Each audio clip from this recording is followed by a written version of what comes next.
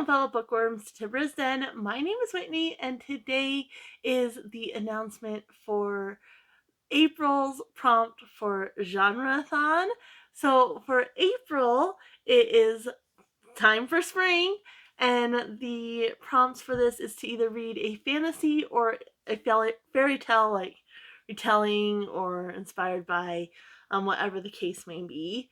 Now, both of these aren't genres that are really outside my comfort zone. So what I'm going to be doing, I'm kind of going to be doing something that I'm a little bit intimidated by. So I'm not big like on epic fantasy or like old school fantasy or anything like that.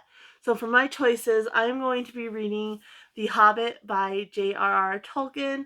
Um, I've never read The Hobbit or the Lord of the Rings series. I do enjoy the movies, but I'm not like a hardcore fan either.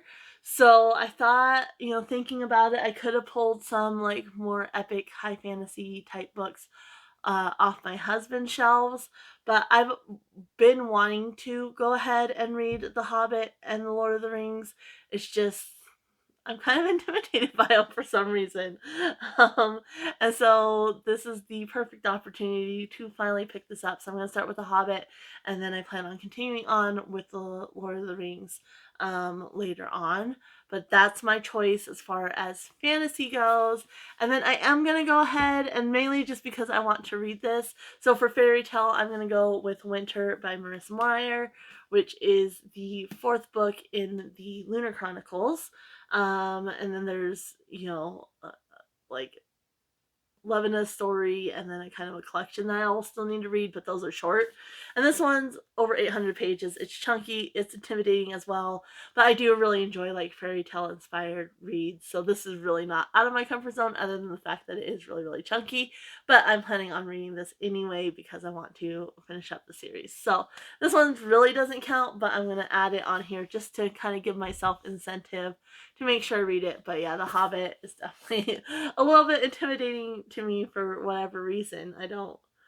It's not that long, and I was kind of looking, but it just intimidates me a little bit. So that is my plan. And the whole reason I did fantasy fairy tales is because when I think of spring, I kind of think flowers. And when I think flowers, I think of fairies and like just magical elements. And so that's kind of why I went with those two. Let me know what you guys plan to read. Again, these aren't like crazy uncommon genres. Most people are comfortable reading either fantasy or fairy tales. So if you can, try to go like with a subgenre or something that maybe is just a little bit intimidating for you as well. So that is my plan. Let me know what you're reading. I'm going to go ahead and leave you guys here. Happy reading, everyone. Bye.